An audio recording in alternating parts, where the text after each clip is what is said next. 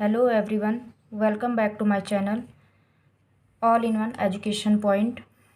तो हिस्ट्री के क्रम को आगे बढ़ाते हुए आज है हमारा टॉपिक 8 मौर्य काल।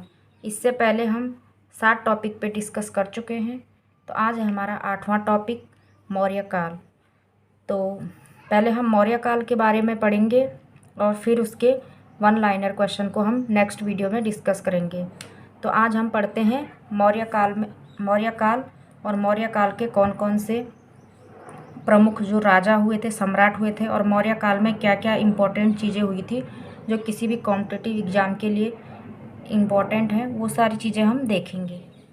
तो चलिए शुरू करते हैं मौर्य काल।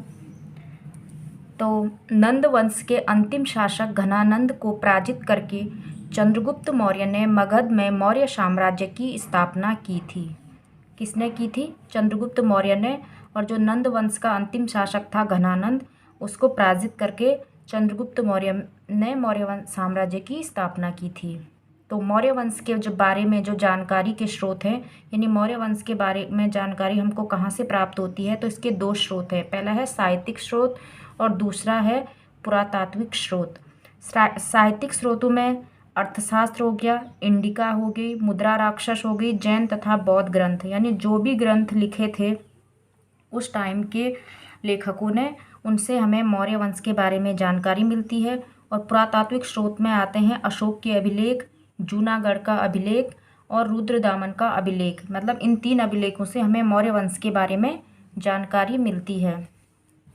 तो सबसे पहले मौर्य साम्राज्य के शासकों के बारे में हम पढ़ेंगे। मौर्य साम्राज्य के शासक, सबसे पहला शासक था चंद्रगुप्त मौर्य, जिन्होंने मौर्य वंश की स्थापना की थी। दूसरा, चंद्रगुप्त मौर्य के बाद उसका पुत्र बिंदुसार के बाद उसका पुत्र अशोक शासक हुआ। अशोक के बाद दशरथ के बाद संप्रति के बाद शालीशुका के बाद देववर्मन और देववर्मन के बाद बृहद्रथ, यानी मौर्य वंश का जो अंतिम शासक था वो बृहद्रथ था। तो यहाँ पे ये सारे शासक उतने इम्पोर्टेंट नहीं है। हम पढ़ेंगे चंद्रगुप्त मौर्य, बिंदुसार और अशोक के बारे में। ये तीनों ही शासक इम्पोर्टेंट थे और इनसे ही एग्जाम में क्वेश्चन बनते हैं। बाकी के उतने इम्पोर्टेंट नहीं है, बस हमें थोड़ा सा इनका क्रम याद रखना है और फर्स्ट और लास्ट शासक याद रखना है कि लास्ट शासक मौर्य वंश का कौन सा था, सबसे अंतिम शासक बृहद्रथ था। तो आज हम चंद्रगुप्त मौर्य और अशोक के बारे में पढ़ेंगे, बिंदुसार के बारे में और इसके नेक्स्ट वीडियो में हम पढ़ेंगे, नहीं तो एक ही वीडियो बहुत लंबा हो जाएगा। तो चलिए चंद्रगुप्त मौर्य के बारे में हम पढ़ते हैं कि इनके जीवन काल में क्या क्या महत्वपूर्ण घटनाएं हुई थी और एग्ज़ाम की दृष्टि से क्या क्या चीज़ें इसमें से इम्पोर्टेंट है जो हर एग्ज़ाम में आती हैं। चंद्रगुप्त मौर्य मौर्य वंश के संस्थापक चंद्रगुप्त मौर्य थे। मौर्य वंश की स्थापना 322 ईसा पूर्व में हुई थी। चंद्रगुप्त के द्वारा मौर्य वंश की स्थापना 322 ईसा पूर्व में की गई थी। चंद्रगुप्त मौर्य के जो प्रधानमंत्री थे उनका नाम कौटिल्य था। चाणक्य, विष्णुगुप्त, यानी इनके 3 नाम थे, कौटिल्य, चाणक्य और विष्णुगुप्त, तीनों एक ही है। एंड्रोकोटस की उपाधि प्लूटार्क ने चंद्रगुप्त को दी थी। चंद्रगुप्त को एंड्रोकोटस की उपाधि किसने दी थी? प्लूटार्क ने। सेंड्रोकोटस की उपाधि किसने दी थी? जस्टिन महोदय ने। यानी इन दोनों चीज़ों में कंफ्यूज नहीं करना। एंड्रोकोटस की उपाधि दी थी प्लूटार्क ने और सेंड्रोकोटस की उपाधि दी थी जस्टिन ने। नेक्स्ट पॉइंट है इनके बारे में, मेगिस्तनीज चंद्रगुप्त के दरबार में भारत आया था। जो मेगिस्तनीक नामक राजदूत था जिन्होंने इंडिका पुस्तक लिखी थी जिससे हमें मौर्य वंश के बारे में जानकारी मिलती है, वो चंद्रगुप्त के दरबार में भारत आया था और वो किसका राजदूत था? सेल्यूकस का राजदूत था। चंद्रगुप्त के शासनकाल का नेक्स्ट इम्पॉर्टेंट पॉइंट है 305 ईसा पूर्व में सेल्यूकस निकेटर से चंद्रगुप्त का युद्ध हुआ था जिसमें सेल्यूकस पराजित हुआ था। जो सेल्यूकस निकेटर था वो पराजित हुआ था और उसी ने अपने राजदूत मेगिस्तनीज को चंद्रगुप्त मौर्य के दरबार में भेजा था तथा उसकी पुत्री कार्नेलिया, जिसको हेलेना भी कहते हैं, चंद्रगुप्त मौर्य ने उससे विवाह कर लिया था। यानी 305 ईस्वी में सेल्यूकस निकेटर से युद्ध किया था, उसे युद्ध में पराजित करके उसकी पुत्री हेलेना से चंद्रगुप्त मौर्य ने विवाह किया था। नेक्स्ट है, मेगिस्तनीज की पुस्तक इंडिका में मौर्य वंश की जानकारी मिलती है। ये हमने इंट्रोडक्शन में भी देख लिया था पहले। जैन गुरु भद्रबाहु से प्रभावित होकर जैन धर्म अपना लिया था। चंद्रगुप्त मौर्य ने अपने अंतिम दिनों में जैन धर्म से प्रभावित होकर जैन धर्म को अपना लिया था और जैन गुरु भद्रबाहु से ये इन्होंने दीक्षा ली थी। चंद्रगुप्त मौर्य का निधन हो गया था 298 ईसा पूर्व में श्रवणबेलगोला में सल्लेखना विधि द्वारा। ये चीज़ इंपॉर्टेंट है, किस विधि द्वारा? सल्लेखना। जो जैन धर्म के लोग थे वो अपनी इच्छा अनुसार अपने प्राण त्याग सकते थे, उसे सल्लेखना विधि कहते हैं। थी कुछ इंपॉर्टेंट बातें चंद्रगुप्त मौर्य के बारे में। अब हम पढ़ते हैं बिंदुसार। बिंदुसार कौन था? चंद्रगुप्त मौर्य का उत्तराधिकारी यानी चंद्रगुप्त का बेटा।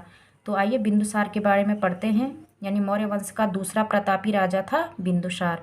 तो बिंदुसार के जीवन काल में क्या क्या घटनाएं हुई थी वो भी देख लेते हैं। तो चंद्रगुप्त मौर्य का उत्तराधिकारी था बिंदुसार। बिंदुसार कौन था? चंद्रगुप्त मौर्य का उत्तराधिकारी था।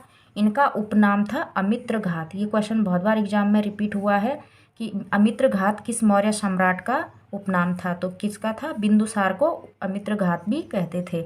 सीरिया के शासक एंटियोकस का राजदूत डाइमेकस बिंदुसार के दरबार में आया था। जो सीरिया के शासक थे एंटियोकस, उसका जो राजदूत था डाइमेक्स, वो बिंदुसार के ही दरबार में भारत आया था। वायु पुराण में बिंदुसार का नाम बारिसार और भद्रासार है। वायु पुराण में बिंदुसार को क्या कहा गया है?